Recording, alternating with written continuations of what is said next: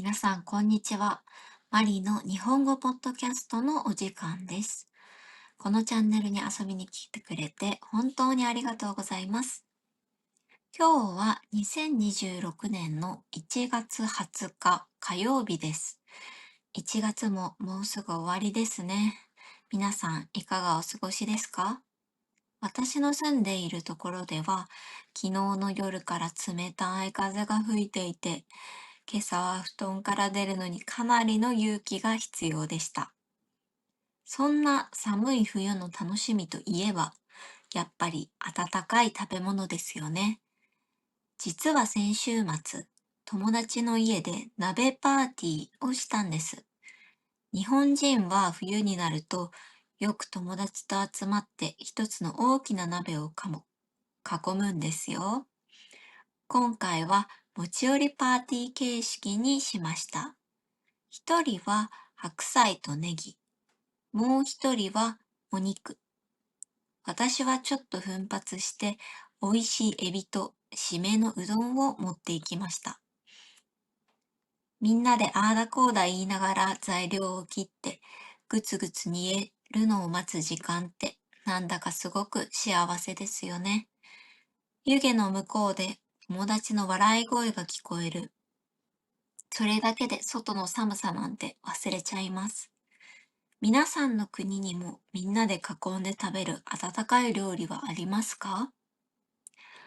あ、今、アイネコの麦が私の膝の上に乗っていきました。さっきから僕にも美味しいものをちょうだいと言わんばかりに喉をゴロゴロ鳴らして甘えています。麦、今はエビはないよ。ちょっと重いですが、このまま麦のぬくもりを感じながらお話ししていきますね。皆さんも温かい飲み物を用意してリラックスして聞いてください。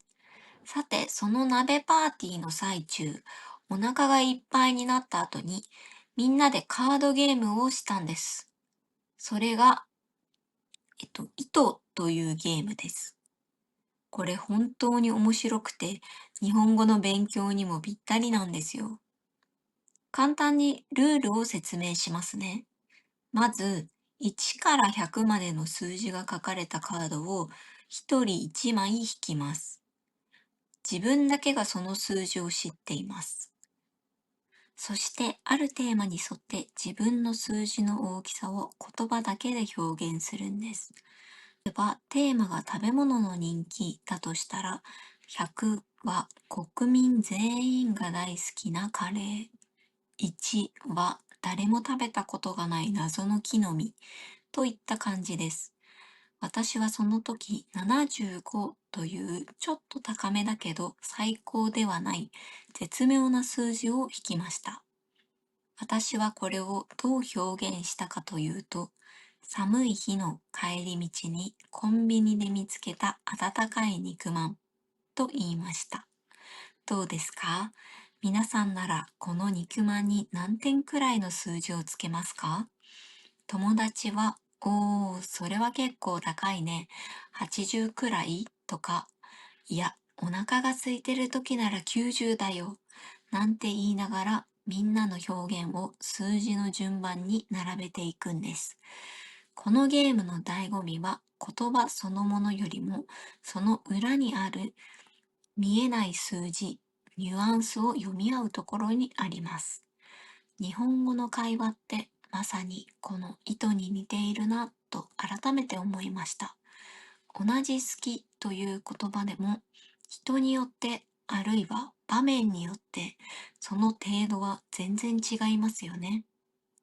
今日はこのゲームでの気づきをヒントに皆さんが上手に日本語を話すための大切なポイントについて深掘りしていこうと思います。ということで今回のテーマは、上手に日本語を話すためにはについてです。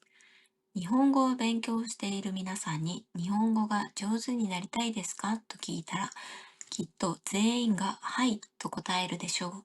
でも、上手な日本語って具体的にどんなことだと思いますか？難しい単語を知ってい、難しい単語をたくさん知っていること、アナウンサーのように早くスラスラ話せること、実は私が考える上手な日本語は少し違います。それは相手にとってわかりやすく、心地よく話すことです。言葉の数やスピードよりも相手に自分の思いがストレスなく伝わることが何よりも大切なんです。ゲームに例えるなら、レベル上げをして攻撃力を上げることだけが目的ではなく、パーティーメンバーとしっかり連携してクエストをクリアすること、そのためのコミュニケーションのスキルを磨くことが本当の意味での上達への近道なんです。これから具体的にどうすればわかりやすい日本語になるのか、3つの攻略ポイントに分けてお話しします。これをマスターすれば、皆さんの日本語は劇的に伝わりやすくなりますよ。一つ目のポイントは、質問されたらまず答えを言うことです。日本語の会話、特に日本人が聞き手の場合、これは非常に重要です。なぜなら、聞き手はあなたの今の気持ちや意見というゴールを早く知りたがっているからです。例えば友達に昨日新しいゲーム買ったのと聞かれたとしましょう。悪い例はこんな感じです。昨日は仕事が早く終わって、駅前の電気屋さんに寄ったんだけど、ポイントカードを忘れちゃって、でもずっと欲しかったし、麦の餌も買わなきゃいけなかったから、結局レジに行って買いました。これだと聞いている方は最後まで結局どっちとハラハラしてしまいますよね。ゲームで例えるなら、クエストをクリアしたのに報酬をもらうまでに30分ぐらい長い話を聞かされているようなものです。上手な話し方はこうです。はい、買いました。実はポイントカード忘れちゃったんですけど、どうしても欲しくて。まず、はい、という報酬を渡してから、その後に理由やエピソードを付け加える。これだけで聞き手のストレスはゼロになります。説明から入る話し方は日本語では相手を混乱させてしまうことが多いので、まずはイエスかノーか何なのかを最初にバシッと言う癖をつけてみてくださいね。今の結論から話すというルール、具体的に好きな飲み物の話で例えてみますね。もし私が、マリさんはどんな飲み物が好きですかと聞かれて説明から入ってしまうと、最近はすごく寒いですよね。朝起きると喉が渇いてることが多くて、でも冷たいものは体に良くないかなって思うんです。それでキッチンでお湯を沸かしている時の香りがすごくリラックスできるなぁと思っていて、あ、紅茶が好きです。どうでしょう。ちょっと長いし、いつ答えが出てくるのと思ってしまいますよね。これを結論から話すとこうなります。紅茶が好きです。特に冬の朝に温かい紅茶の香りを嗅ぐとすごくリラックスできるんですよね。最近は毎朝お湯を沸かして飲んでるんです。印象が全然違いますよね。最初に紅茶というゴールが見えているので、その後のエピソードがすべて紅茶の魅力として聞き手の頭にスムーズに入ってきます。これは N3 レベルの文法でも十分にできることです。むしろ文法がシンプルであればあるほど、この構成を意識するだけであなたの日本語は一気に整理された知的な日本語に聞こえるようになります。ここで会話の結論を先に言うために具体的な練習方法を一つご紹介します。ゲームでクエストをクリアしたとき一番知りたいのは報酬が何かですよね。会話も同じです。質問をクエスト、答えを報酬だと考えて練習しましょう。自分で自分に日常生活の簡単な質問、例えば、昨日はよく寝た？朝ごはんは食べた？を投げかけます。最初の1秒で、はい、いいえ、または答えだけを言う練習をします。先ほどの好きな飲み物の例を思い出してください。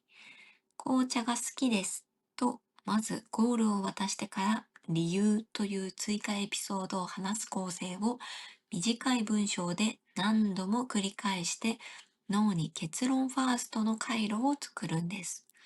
毎日少しでもいいので思い出した時にやってみてくださいね。二つ目のポイントは具体例を使い相手の知っていることで例えることです。意図の話でもお伝えしたように、抽象的な言葉だけでは相手と自分のイメージがずれることがあります。このゲーム面白いですよというだけではなく、時間を忘れて深夜3時までプレイしちゃうくらい面白いですよという方がどれくらい面白いのかが具体的に伝わりますよね。さらに、上級のコツは、相手の経験や文化に基づいた例えを選ぶことです。例えば、日本語の助詞、はとがの違いを説明するとき、私はよく助詞はゲームの装備品ですという例えを使います。剣という武器は同じでも、助詞を付け替えるだけで攻撃の対象や意味が変わるんですと。もし相手がゲームを全くしない人なら、この例えは分かりにくいかもしれません。その場合は料理の調味料に例えるかもしれません。醤油を入れるか塩を入れるかで同じ材料でも味が全然変わるでしょうというふうに。相手が持っている知識というステージに合わせて例え話というアイテムを投げ分ける。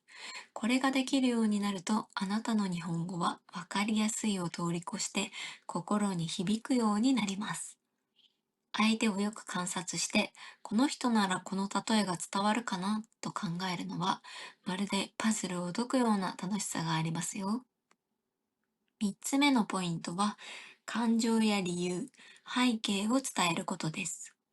結論を言い、具体例を出したら、最後にあなたの心を添えましょう。言葉は単なる情報のやり取りではありません。その裏にある気持ちが伝わって初めて本当の会話が成立します。例えば、日本食が好きですという結論に、特に納豆が好きですという具体例をつけたとします。これだけでも十分ですが、ここに背景を足してみます。最初は匂いが苦手だったんですけど、友達に体にいいよって勧められて食べ続けていたら、いつの間にか大好きになったんです。今では冷蔵庫にないと不安になるくらいなんですよ。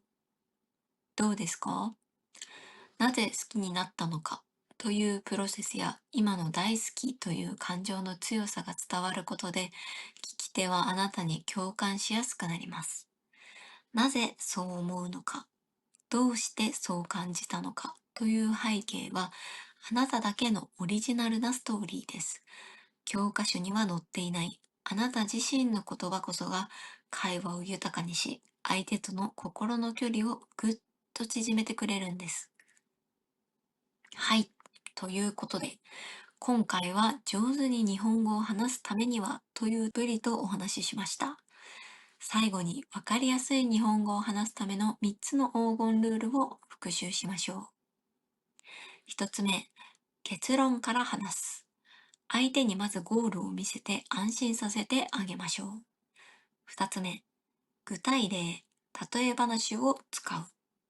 相手のきょ相手の共通認識を狙ってイメージを共有しましょう。3つ目、自分の気持ちや理由も説明する。あなたの背景を伝えることで共感の輪を広げましょう。この3つを意識するだけで日本語のスピードを上げたり、難しい単語を使ったりしなくても、あなたの日本語はとても上手ですねと言われるようになります。あ、足元で麦が大きなあくびをして、今度は私のペンを転がし始めました。そろそろ僕と遊ぶ時間でしょうという合図ですね。今日のポッドキャストはこの辺でおしまいにしましょう。最後まで聞いてくれて本当にありがとうございました。それではまた次のポッドキャストでお会いしましょう。バイバイ。